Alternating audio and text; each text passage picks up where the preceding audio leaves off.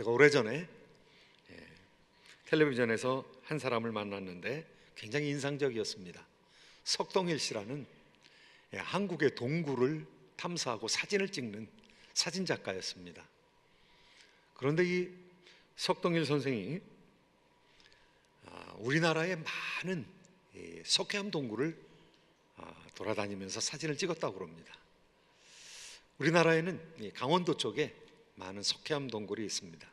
제가 버지니아에 갔다가 루레이라는 그 동굴에 가본 적이 있는데 그것보다 훨씬 더 뛰어난 것이 한국에 있는 동굴들이고 그 중에서 최고는 관음굴이다. 여러분 일부를 지금 보고 계신데요, 이 관음굴 아래는 폭포가 있습니다. 그리고 석회암 석주들이 이렇게 자라고 석순이 자라고 그것이 기둥을 이루는 곳까지 있고요. 뭐 어마어마하게 한 2km 정도 깊이가 되는데 그 가운데 어마어마한 찬란한 광경들이 많이 숨겨져 있는 것을 보고 그분이 그렇게 생각했다고 합니다. 그 당시에 그냥 내가 여기서 죽었으면 좋겠다 그런 생각이 들더라고요. 너무너무 환상적이라 여기서 죽었으면 좋겠다. 우리가 많은 체험을 합니다. 사람들은 체험을 하려고 합니다. 어떤 사람들은 쾌락을 체험하려고 하고요, 어떤 사람들은 궁극적인 즐거움을 체험하려고 하고요, 어떤 사람은 기쁨을 체험하기 위해서 여러 가지 일을 합니다. 술을 먹습니다. 또 마약을 즐겨합니다. 아주 아름다운 곳에 가기를 원합니다. 그리고 그걸로도 차질 않아가지고 절벽 같은 곳에서 날개가 달린 그런 옷을 입고 뛰어내리는 사람도 있습니다. 낙하산을 타는 사람도 있습니다. 어마어마하게 어려운 그런 곳에서 스키를 타고 내달리는 사람도 있습니다. 얼티밋 스포츠예요. 그야말로 이 얼티밋 익스피리언스, 이 궁극적인 체험을 위해서, 이 궁극적인 기쁨을 위해서 별하별 스포츠와 또 수많은 위험을 감내하는 그런 일들을 사람들이 하고 있습니다. 그런데 정말로 궁극적인 체험은 하나님을 만나는 체험입니다. 사람들이 다른 데서 왜 많은 체험을 구하려고 그러는가, 쾌락을 구하려고 그러는가? 사실은 하나님을 간절히 바라고 있는 종교성이 그들의 심령 가운데 있기 때문에 그렇습니다. 그런데 하나님을 만난 사람은, 하나님을 체험한 사람은 다른 체험들이 너무 시시해지는 거죠. 그리고 하나님을 만난 사람은 다른 체험에 수많은 부작용이 있다는 사실을 알게 되는 것이죠. 사도 요한 하나님을 체험했습니다. 예수님의 명령에 의해서 천국으로 들어갔습니다. 천국에 들어가서 그 광경을 보았습니다. 여러분 천국에 들어가면 어떻게 될 것 같습니까? 여러분의 시력이 다 살아나게 될 것입니다. 그래서 먼 곳에 있는 것까지 여러분의 육안으로 보게 될 것입니다. 수많은 음성을 듣게 될 것입니다. 음악 소리를 듣게 될 것입니다.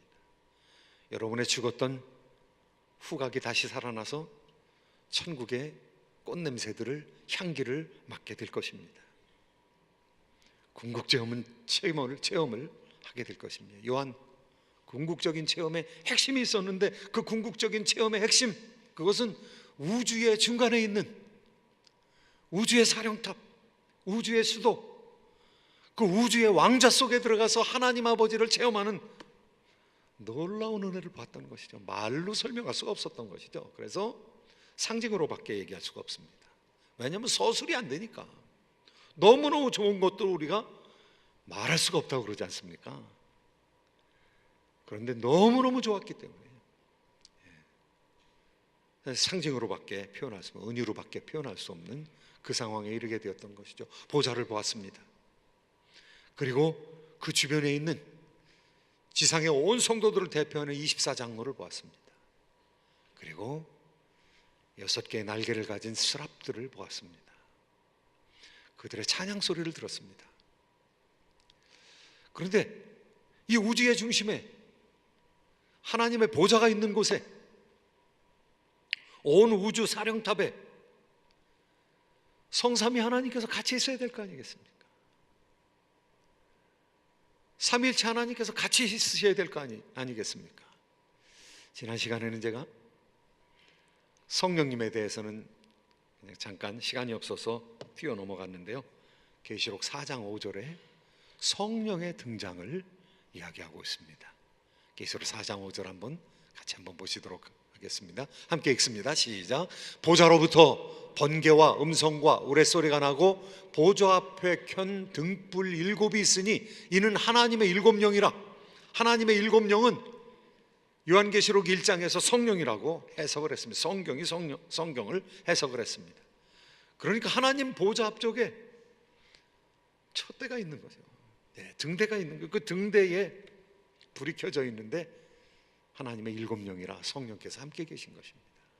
천국의 성령께서 같이 계시는 것이죠. 그러면 하나님의 아들이신 예수 그리스도도 계십니까? 물론이죠. 4장에서는 하나님 중심으로 서술을 했습니다. 하나님 아버지 중심으로 서술을 했습니다. 그런데 5장에 들어와서는 예수 그리스도를 중심으로 서술을 시작하고 있는 것입니다. 예수 그리스도께서 나타나고 계시는 것이죠. 예수 그리스도께서 역사를 운행하시는 모습으로 나타나고 계신 것이죠. 이 5장 첫 번째 규절은 그 보좌의 독특한 모습을 소개하면서 시작하고 있습니다. 보좌에 계신 하나님께서 오른손에 책을 가지셨다는 것입니다. 5장 1절 말씀 한번 같이 읽어보시도록 하겠습니다. 5장 1절 말씀 함께 읽습니다. 시작.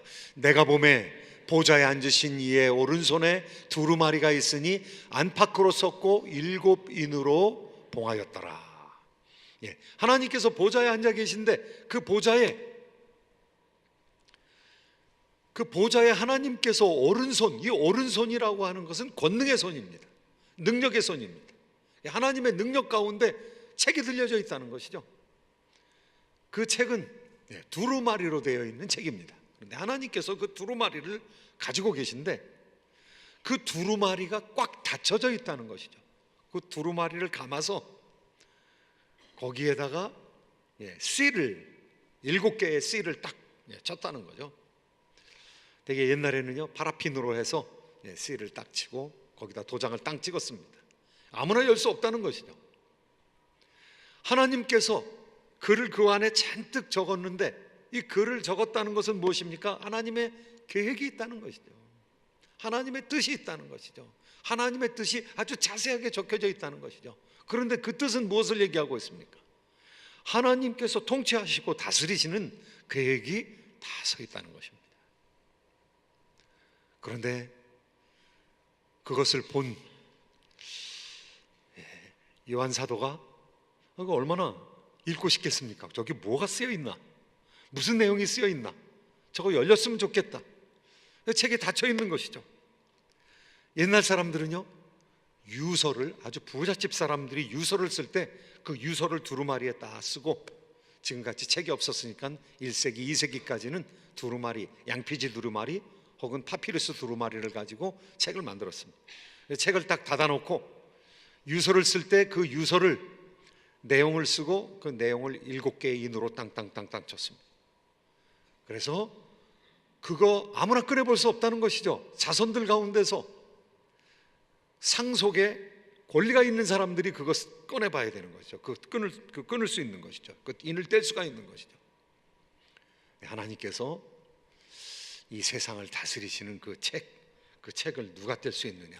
오늘 본문 말씀에 보니까요, 하나님께서 쓴 책이 있는데 그 책을 인을 떼기에 합당한 사람이 찾아도 드러나질 않았다는 것입니다. 오늘 말씀 2절, 3절, 4절 말씀 한번 같이 한번 읽어보시도록 하겠습니다. 2, 3, 4절 말씀 함께 읽습니다. 시작. 또 봄에 힘있는 천사가 큰 음성으로 외치기를 누가 그 두루마리를 펴며 그 인을 떼기에 합당하냐 하나 하늘 위에나 땅 위에나 땅 아래에 능히 그 두루마리를 펴거나 보거나 할 자가 없더라.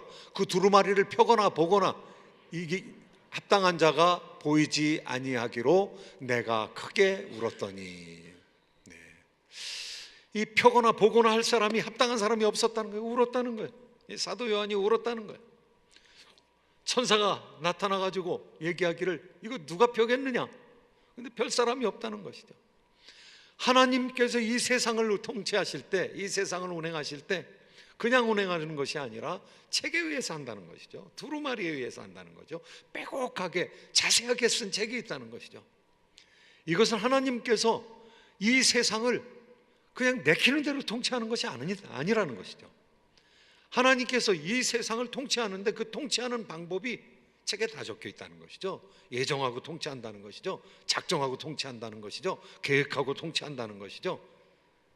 다 하나님께서 미리 계획을 짜놓고 그 계획에 의해서 통치해 나간다는 것이죠. 그런데 그것을 풀어야 될 사람이 있지 않겠습니까? 이 하나님의 권능의 오른손에 쥐고 있는 그 비밀을 풀어야 되지 않겠습니까? 문제는 그 책입니다. 책의 내용의 문제. 책의 내용이 문제인 것이죠. 하나님께서는요, 그 책의 내용을 펼칠 사람을 찾고 있는 것이죠. 천사를 통해서 사도로 하여금 기도하게 만드는 거죠. 울게 만드는 것이죠.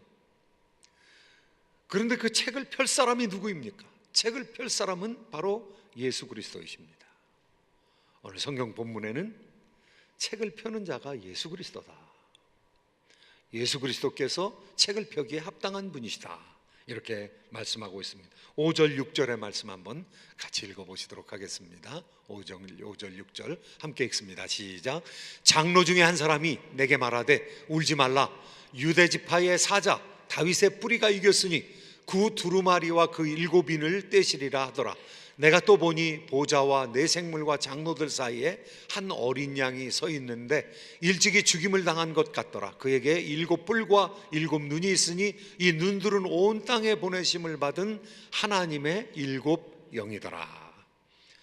오늘 이제 보좌 앞에 성삼위 하나님이 다 나타나셨습니다. 이제 어린 양으로 표현되고 있는 예수 그리스도께서 나타나셨습니다. 책을 펴기 위해서 책에 인을 뗄 사람이 누군가 울고 있었을 때에 그 우는 모습을 보고 장로 중에 24장로 중에 한 사람이 다윗의 뿌리가 이겼다는 것입니다. 유다 지파의 사자가 이겼기 때문에 그분이 인을 뗄 수 있다 이렇게 얘기합니다. 말로 그 음성을 들었습니다. 아, 인뗄 자가 있구나. 인뗄 자가 있는데 그 인뗄 자가 누구냐면 유다 지파의 사자라고 얘기하고 있습니다. 창세기 49장에서는요 유다 지파는 사자 새끼라, 유다는 사자 새끼라 이렇게 얘기하고 있습니다. 유다 지파가 사자 지파입니다. 12개 지파의 이름들이 다 있는데요, 상징들이 다 있는데 유다 지파는 사자 지파, 왕의 지파라고 말씀하는 것이죠. 다윗의 뿌리가 이겼으니 이사야서 11장에 보면은요 이새의 뿌리에서 메시아가 난다고 그렇게 예언하고 있습니다. 이새의 뿌리, 이새는 다윗의 아버지입니다. 그러니까 다윗의 뿌리가 이겼다는 것은 무엇입니까? 다윗의 후손으로 나타나는 사람이 있는데 그 사람은 다윗 왕조의 기본이 되는 사람이다. 다윗 왕조보다 먼저 계시던 분이시다. 다윗의 뿌리니까 후손을 얘기하는 것이 아니라 다윗의 뿌리를 이루고 있는 선지하시던 예수 그리스도를 나타내고 있는 것이죠. 다윗의 후손으로 나타나지만 다윗보다 먼저 계셨던 분이라는 것이죠. 그분이 바로 예수 그리스도라는 것입니다. 그렇게 장로의 음성을 들었습니다. 그 음성을 듣고 그 천국의 광경을 보니까 들어오는 사람이 있는데요, 그동안까지는 못 봤습니다. 못 봤는데 누가 있는가 하면 어린 양이 계신 것입니다. 어린 양은 누구입니까? 예수 그리스도이십니다. 그런데 그냥 어린 양이 아니라 오늘 주보의 제목으로 나타낸 것처럼 죽임당하신 어린 양입니다. 죽임당하신 어린 양이 그 인을 떼기에 합당한 자라는 것이죠. 그러니까 예수님은 두 가지로 지금 표현되고 있는 것이죠. 예수님은 어떤 분이십니까? 사자입니다. 왕이십니다. 그런데 어린 양이세요. 어린 양은 1년 된 어린 양은 최고의 예물입니다. 물론 송아지도 최고의 예물이지만 양 가운데서는 1년 된 숫양이 최고의 예물입니다. 그런데 그 양을 하나님 앞에 드렸던 것이죠. 세상 죄를 지고 가는 어린 양을 보라. 세례 요한이 예수 그리스도를 보면서 예수 그리스도에게 세례를 줄 때 했던 말입니다. 세상 죄를 지고 가는 어린 양을 보라. 예수 그리스도께서 어린 양으로 오셔서 죽으셨기 때문에, 우리를 위해서 돌아가셨기 때문에 하나님 백성들을 얻으실 뿐만 아니라 그 낮은 경험을 하셨기 때문에 자신의 백성을 통해서 나라를 세우셨다는 것이죠. 나라를 세우신 하나님 앞에 인정받는 종으로서의 예수 그리스도가 역사를 주관하신 하나님의 그 계획서를 펼칠 수 있게 되었다는 것이죠. 그래서 오늘 말씀 가운데 보면은요, 7절 말씀해 보니까 그 어린 양이 보좌 위에 계신 이의 오른손에서 책을 받았다고, 두루마리를 받았다고, 두루마리를 취해서 그 두루마리를 떼겠다고 말씀하고 있는 것입니다. 사랑하는 성도 여러분, 이 말씀은 우리에게 깊은 비밀을 얘기하고 있습니다. 이 세상에서 주권자들이 있다고 그랬습니다. 지난 시간에도 우리가 역사 속에서 주권자는 하나님이신데, 하나님께서 이 세상에 있는 왕들에게 직분을 나눠주셨습니다. 그래서 어떤 때에는 군주 주권서를 얘기했습니다. 주권이 누구에게 있느냐? 군주에게 있다는 것이죠. 왕에게 있다는 것이죠. 어떤 시절에는 국가 주권서를 얘기했습니다. 어떤 시대에는, 지금 이 시대에는 국민 주권서를 얘기합니다. 주권이 국민으로부터 나온다는 것이죠. 그래서 정치 대표로 뽑힌 대통령조차도 국민에게 굴복해야 된다, 이렇게 얘기하고 있습니다. 시대에 따라서 변하는 이론이고 지금 이 시대는 맞는 얘기입니다. 그런데 우리는 한편으로 성경을 기억해야 됩니다. 모든 주권은 하나님께로부터 말미암고 그 하나님께서 주권을 나누어 주신다는 사실을 알아야 합니다. 하나님은 영원한 왕이신 줄로 믿습니다. 이 세상에 있는 통치자들은요, 지도자들은요, 잠시 통치하는 거예요. 4년, 5년, 8년, 100년 이상 통치하는 사람은 없습니다. 그런데 하나님께서는 영원토록 왕이시라고 성경은 얘기하고 있습니다. 하나님의 왕권을 인간 대리자에게 나눠주는 것이죠. 그리고 그것 직분을 감당하게 하는 것이, 그리고 그 직분을 감당한 것에 대해서 책임을 져야 됩니다, 사람들은. 그런데 영원하신 왕은 하나님 보좌에 앉아 계실 뿐만 아니라 그 보좌에 함께 앉은 자가 있는데, 오늘 성경에서는 그 하나님의 왕권이 누구에게 양도되었는가 하면은 예수 그리스도에게 양도되었다는 것입니다. 예수 그리스도께서 우리의 왕 되신 것을 믿으십니까? 네, 그렇습니다. 여러분 고백대로입니다. 예수 그리스도께서 주권을 가지고 계신 것입니다. 이 세상에서는요, 촛불 집회로 대통령이 이제 탄핵되는 상황에 들어가게 되니까 국민이 혹시 주권자인가? 하나님께서 사회의 변천 과정에 따라 옛날에 왕에게 있던 주권을 이제는 백성들한테 넘겨주셨습니다. 그래서 투표를 통해서 국민의 대표가 뽑힙니다. 혈통에 의해서 뽑히는 것이 아니라 이제는 투표에 의해서 뽑힙니다. 그런데 우리가 착각하지 말아야 합니다. 국민은 비판받을 점이 없습니까? 정치가가 비판받을 점이 있고, 국민도 마찬가지고 국회의원도 마찬가지입니다. 다 효력입니다. 모든 사람은 심판받아야 합니다. 그런데 하나님께서 자신이 주권자이실 뿐만 아니라 영원토록 하나님께서 왕이실 뿐만 아니라 흠없는 왕이신 예수 그리스도에게 하나님의 주권을 주셨다는 것입니다. 여러분 이거 믿으십니까? 예수 그리스도께서 영원한 주권자이십니다. 예수님은 하늘과 땅의 모든 권세를 가졌다고 말씀하고 계십니다. 그리고 지금 법으로 이 세상을 통치하시는 것이죠. 어떤 법으로 통치하십니까? 하나님의 법으로 통치하십니다. 그런데 그 통치의 법이 지금 숨겨졌다고 사도 요한은 울고 있습니다. 그런데 그곳에 적혀있는 미래에 대한 심판의 법이 저는 이 성경에 다 들어있다고 믿습니다. 하나님께서 새로운 법으로 통치하시는 것이 아니라 이미 적혀있는 하나님의 사랑의 법, 공의의 법으로 통치하시는 것입니다. 예수 그리스도께서 책을 딱 받았습니다. 책을 받는 광경을 보고 네 짐승과 그곳에 함께하였던 24장로가 그리스도에게 굴복합니다. 그리스도에게 노래합니다. 찬양합니다. 이것은 마치 사장에서 하나님의 보좌를 바라보면서 네 짐승과 24장로가 하나님께 영광을 돌린 것과 똑같은 모습으로 예수 그리스도에게 영광을 돌리고 있습니다. 8절 말씀 한번 같이 읽어보시도록 하겠습니다. 8절 말씀 함께 읽습니다. 시작. 그 두루마리를 취하심에 네 생물과 24장로들이 그 어린 양 앞에 엎드려 각각 검은 고와 향이 가득한 금대접을 가졌으니 이 향은 성도의 기도들이라. 예배한다는 것이죠. 예수 그리스도를 예배한다는 것이죠. 예수님이 예배의 대상이라는 것이죠.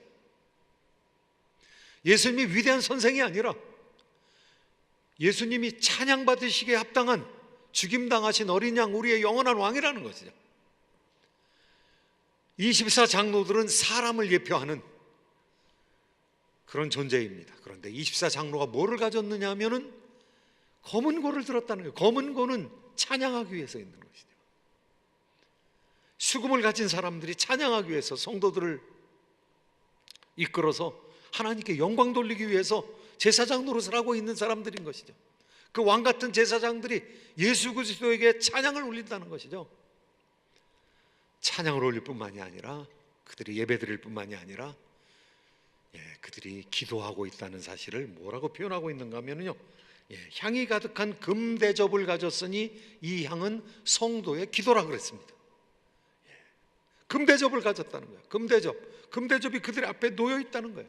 이것은 성도들이 하는 기도가 얼마나 존귀한가를 우리에게 가르쳐주고 있습니다. 우리가 하는 기도, 그냥 어떤 때는 욕심으로 기도하고, 어떤 때는 그냥 졸면서 기도하고, 어떤 때는 정신 못 차리고 기도하고, 그냥 내 욕심대로. 그래도 하나님께서 그 기도를 굉장히 존귀히 여긴다는 거예요. 아이들이 말하는 거, 그 말 한마디 한마디에 부모님들이 감동하는 것처럼 그렇게 하나님께서 존귀히 여기신다는. 그래서 그 기도를 담는데 어디 담는가 하면 금대접에 하나님께서 담아주신다는 거예요. 사랑하는 사람이 짧게 쓴 편지라도 얼마나 귀합니까? 그러니까 버리지 않고 모아두는 것처럼, 그 엽서를 모아두는 것처럼 하나님께서 우리의 기도를 버리지 아니하시고 땅에 떨어지지 아니하게 하시고 그냥 짓밟아 버리지 아니하시고 그 모든 기도를 담아서 금그릇에 담아 두신다는 것이죠. 그런데 이 금그릇이 나중에 무엇으로 사용되는가 하면은요, 이 세상을 심판하는 데 사용된다는 것입니다. 성도들이 이 세상을 심판하여 주세요, 그런 기도도 했겠죠. 너무 힘드니까. 이 초대교회에서 지금 도미티안 황제 때 성도들을 계속 죽어나가고 핍박받고 지금 이런 상황이니까, 그러니까 하나님 살려주세요, 그리고 저 악한 정권을 처단하여 주세요, 이런 기도도 했지만은 하나님 우리를 구하여 주세요. 하나님 어떻게 해서든지 우리가 죽지 않고 신앙생활 계속할 수 있게 하시고 교회를 부흥시켜 주시고 하나님 저 정권이 변화되게 하여 주세요, 이런 기도했겠죠. 그런데 하나님의 그 기도가, 하나님께 드리는 그 기도가 그대로 응답된다는 것이죠. 오늘 이 기도가 세상 심판을 위한 도구로 사용된다라는 말이 6장에도 나와 있고요, 8장에도 나와 있고 15장, 16장 계속 나와 있습니다. 여기 금대접이 뭘로 사용되는가 하면은 그 금대접이 쏟아지면서 마지막 심판이 된다는 거예요. 7인이 하나하나 떼어지면서 심판, 인의 심판, 그 다음에는 나팔 심판, 그 다음에 금대접 심판인데요, 여기 이 심판에 이용되는 것들이 하나님 백성들의 기도라는 거예요. 여러분, 이스라엘 백성들이 구원받았을 때, 이집트에서 구원받았을 때 생각하시면 됩니다. 원래 400년 만에 나오기로 하나님께서 작정하셨어요. 그런데 나오지 못했어요. 400년 만에, 430년 만에 나왔습니다. 왜 430년 만에 나왔느냐면 기도를 안 했어요. 그냥 거기가 좋다고 살고 있었어요. 노예 생활이 좋다고 살고 있었어요. 그런데 고난이 시작됐습니다. 이스라엘 백성들이 너무 많아졌어요. 그래서 이집트 사람보다 더 많아지게 되었으니까, 저 사람들이 혁명 일으키면 우리 큰일 나겠다. 그래서 남자 나면은 다 죽여라, 나일강에 갖다 버려라, 여자들은 살려두어라. 고난이죠. 자기가 사랑하는 아이를, 피부치를 놔가지고 그 아이를 죽인다는 거 고난이죠. 그런데 그런 고난이 임했습니다. 고난이 임하니까 하나님의 백성들이 비로소 부르짖기 시작했습니다. 30년 동안 부르짖었는데 그 부르짖음 때문에 하나님께서 구원하셨던 것이죠. 금그릇에 기도가 다 찼던 것이죠. 금향로에 향이 다 찼던 것이죠. 왜 통일이 안 됩니까? 우리나라가 아직 기도가 차지 않아서 그렇죠. 통일 안 됐으면 좋겠다 그러는 거죠, 사람들이. 왜 예수님이 재림하시지 않습니까? 기도가 채워지지 않았기 때문에 그렇죠. 기도하면 하나님께서 하나님 백성을 구원하시기 위해서 일하시는데, 하나님 백성을 구하려면 악한 이 세상을 그냥 두고 하나님 백성을 구할 수가 없습니다. 그러니까 악한 땅을 심판하는 것이죠. 그래서 심판인 것이죠. 그 기도가 하나님 백성들에게는 구원이지만은 하나님을 대적하는 존재들에게는 심판인 것이죠. 사랑하는 성도 여러분, 이 세상은요, 하나님에 의해서 통치됩니다. 이 세상은 예수 그리스도에 의해서 통치됩니다. 이 세상은 교회가 할 일을 다 끝내면 끝입니다. 여러분이 얼마나 존귀한 사람들인지 모릅니다. 예수님의 재림을, 이 세상의 종말을 등에 지고 있는 사람들, 책임자들입니다. 베어 오브 에스카톤, 이 종말을 여러분이 등에 지고 있는 사람들입니다.